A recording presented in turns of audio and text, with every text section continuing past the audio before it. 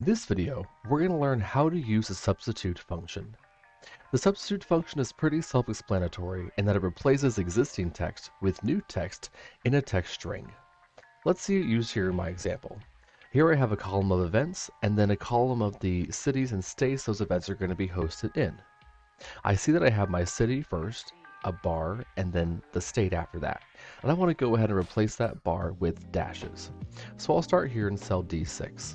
I'll put in my function, which is substitute, and I have three arguments that are required: text, old text, and new text. The text argument is simply the reference or text string I want to use the substitute function on, which would be here for me in cell C6, comma.